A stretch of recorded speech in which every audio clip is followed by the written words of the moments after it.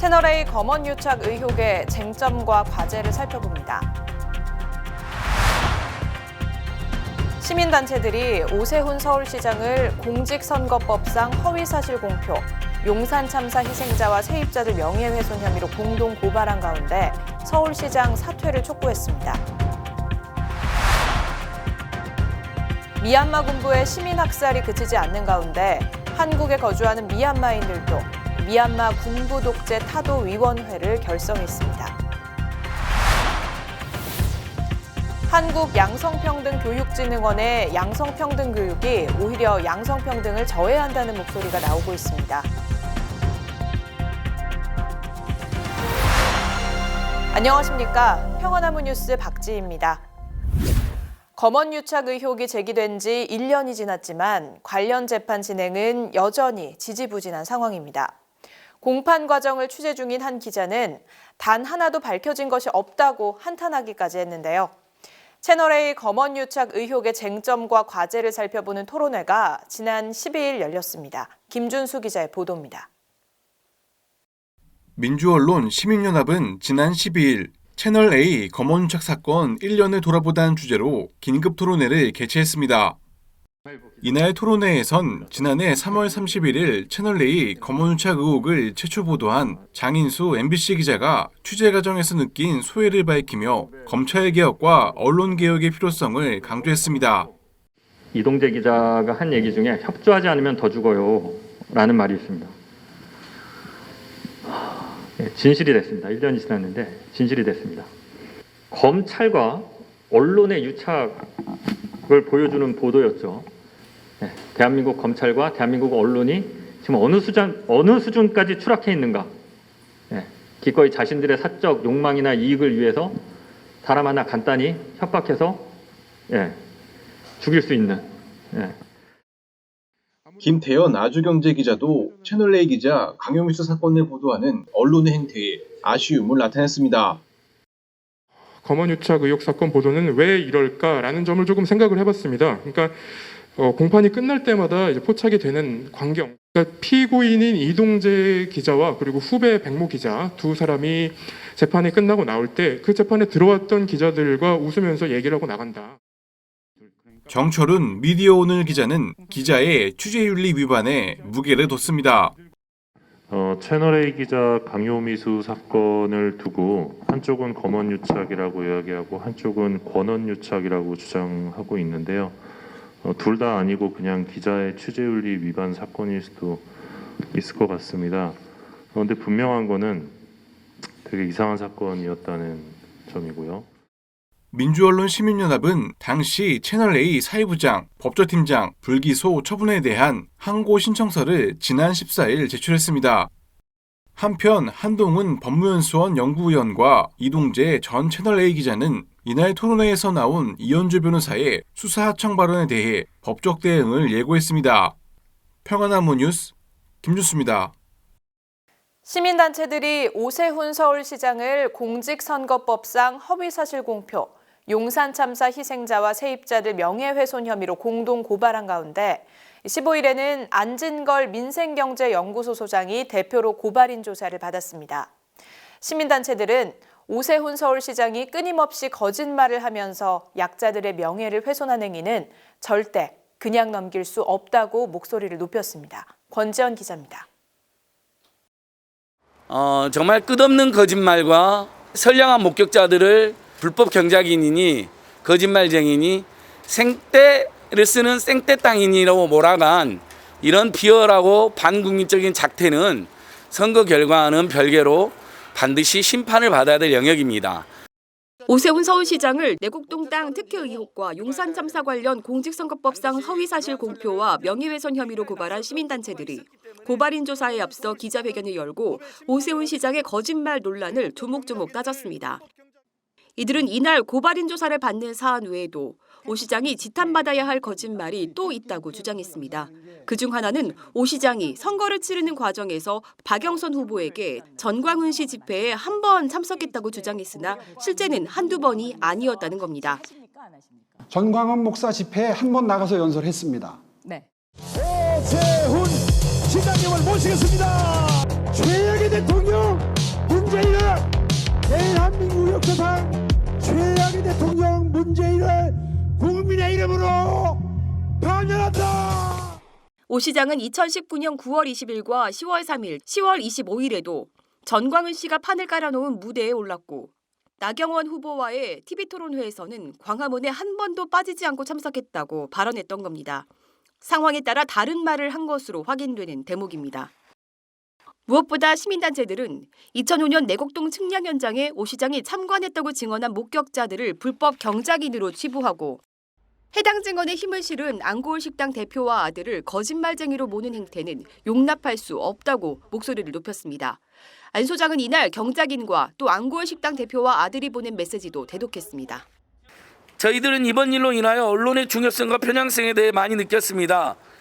잘못된 기사로 취재원이 당할 고통을 생각지 않는 기자들 행위를 보고 이게 언론개혁을 외치는 수많은 목소리구나라고 느꼈습니다. 이번 일은 보고 듣고 느낀 것에 대한 진실을 이야기하는데도 마치 거짓말쟁이로 몰아가는 정치인과 언론에 너무 화가 납니다.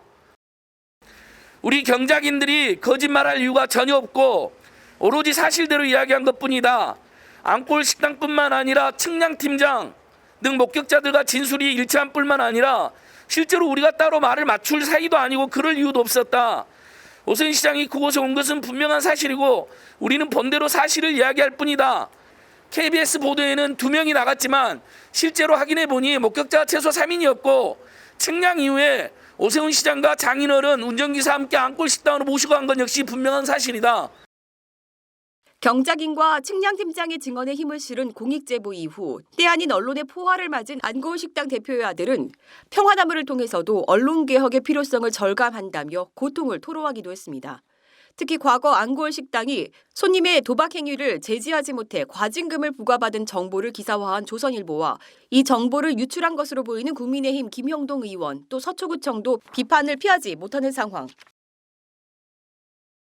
그런 보도를 하는 것은 후보 검증을 제대로 못하게 만드는 요소죠. 그는 결국 정치적으로 본인들이 지지하는 후보라든지 정당에 유리한 환경을 만들기 위해서 힘이랄까요? 그런 걸 이용하는 거죠.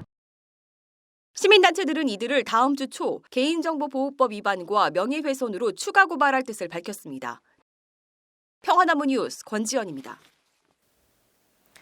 미얀마 군부는 지난 2월 1일 쿠데타 이후 민주주의 회복을 요구하는 시민들을 상대로 학살도 서슴지 않고 있습니다. 지금까지 700명 이상의 시민들이 희생당한 가운데 내전으로 치달을 조짐마저 보이고 있습니다. 한국에 거주하는 미얀마인들도 미얀마 군부 독재 타도위원회를 결성하며 본국의 민주화를 위해 적극적인 지원에 나서고 있는데요. 평화나무와 만난 윌라이 씨는 한국의 시민들에게 감사 인사를 전하며 변함없는 연대와 지지를 호소했습니다. 김준수 기자의 보도입니다. 시끄러운 음악에 맞춰 만달레이의 한 사관학교에서 생도들이 춤을 추며 즐기고 있습니다. 평소 이맘때 미얀마는 인잔 연휴를 맞아 물축제를 즐깁니다. 그러나 무차별적 유혈 진압에 무고한 이들의 흘림이 이어지면서 미얀마 시민 사이에서는 물축제를 즐기지 말고 저항 의지를 다지자는 공감대가 형성돼 있습니다. 그러나 일반 시민들의 정서와는 확연히 다른 군인들의 모습이 SNS를 통해 퍼지면서 비판을 받았습니다. 미얀마에서 1990년 민주화운동에 뛰어들었다가 군부의 체포대상이 된 이후로 한국으로 망명한 윌라이 씨는 지난 13일 평화나무 만난 자리에서 미얀마 군부는 범죄 집단에 불과하다고 강조했습니다. 어느 나라든 군대의 존재 이유는 자국민을 보호하는 것이 우선되어야 함에도 시민 학살에 주저함이 없는 미얀마 군부를 향해 군부로 표현하는 것조차 동의할 수 없다는 겁니다. 쿠데타에 저항하는 시민들에게 무차별 발포도 서슴지 않는 군대와 경찰의 유혈 진압으로 700여 명이 넘는 사망자가 발생했습니다. 이런 엄혹한 상황임에도 미얀마 시민들의 민주화에 대한 열망은 가라앉기는커녕 커지고만 있습니다. 어제 조카 집들도 나가는데 저도 걱정해서 나가긴 하는데 조심하라 그런 얘기했는데 근데 그 친구들이 마음이 어떠냐면 맨날 안 나가면 안 된대요. 이유를 제가 물어봤어요.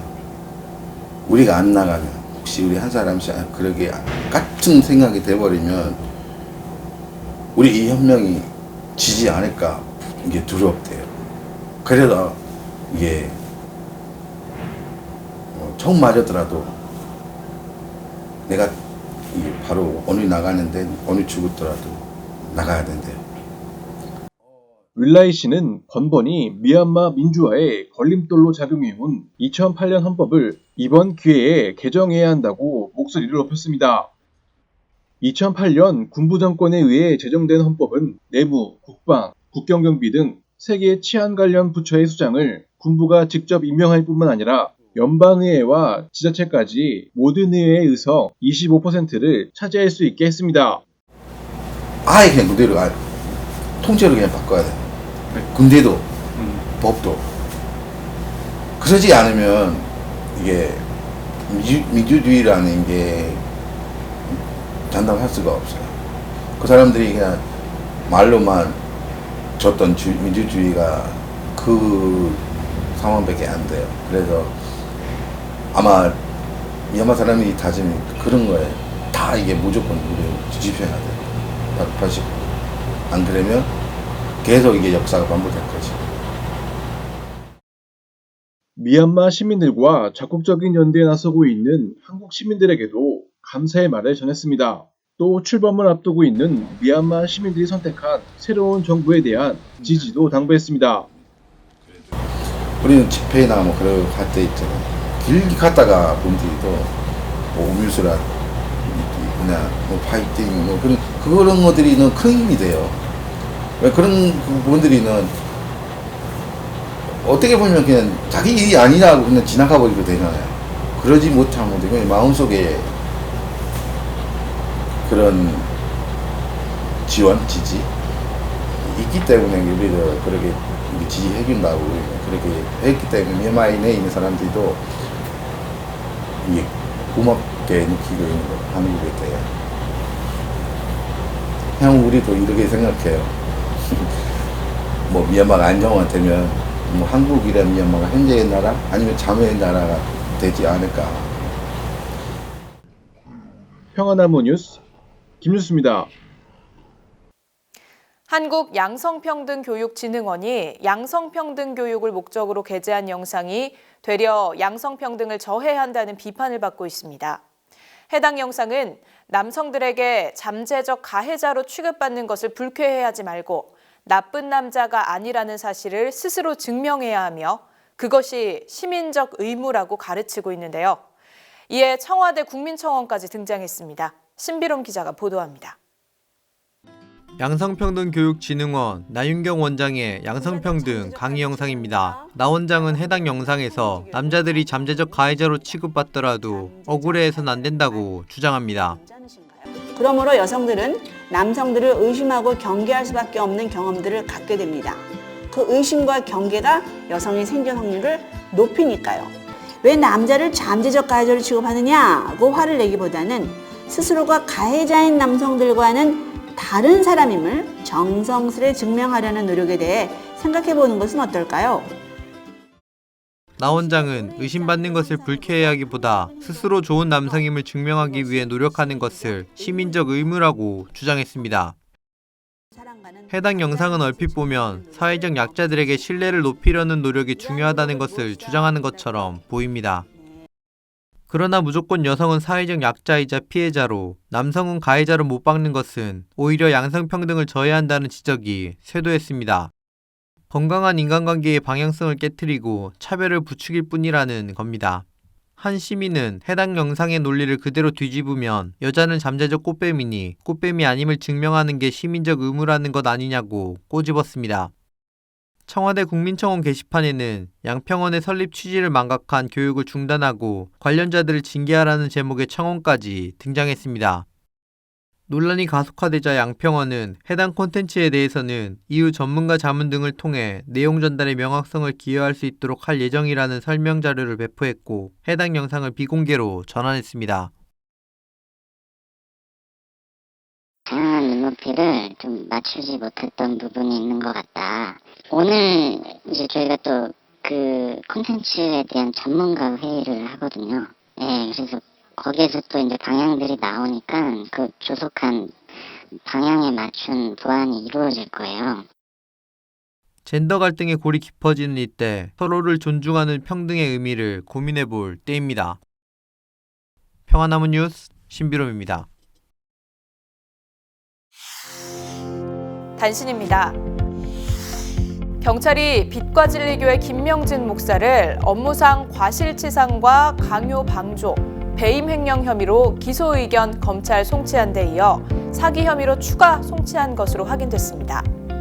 또 뇌출혈로 쓰러져 1급 장애 판정을 받은 J씨의 응급처치를 지연시켰다는 비판을 받고 있는 리더 2명도 추가로 검찰에 송치했습니다.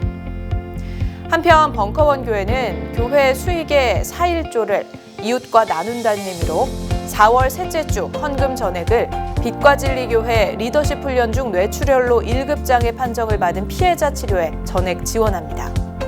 벙커원 교회는 지난해 700여만 원을 헌금해 빛과진리교회 피해자 심리치료를 지원했습니다. 언론노조 방송작가 지부가 14일 오후 국회의원회관에서 방송작가도 노동자다라는 제목의 토론회를 열고 지난달 3월 19일 방송작가를 노동자로 인정한 중노위 판정의 의미를 짚었습니다.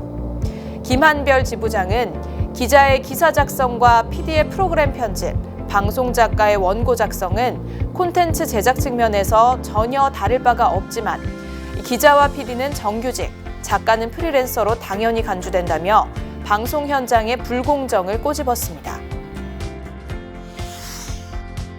세월호 참사 7주기를 맞은 가운데 곳곳에서 추모 행사가 열렸습니다. 이런 가운데 14일 국회에서는 세월호 참사 특검 후보 추천을 위한 추천위원회가 공식 출범했습니다. 국민의힘이 13일 그간 미뤄왔던 추천위원 2명을 추천하면서 겨우 7명으로 구성된 추천위가 공식 출범하게 된 겁니다. 늦었지만 이제라도 세월호 증거 조작 특검을 출범해 세월호 참사의 진상 규명을 밝히는데 일조할 수 있을지 관심이 모아지고 있습니다. 평화나무가 발행하는 미디어 비평지 저널리즘 12호가 발행됐습니다.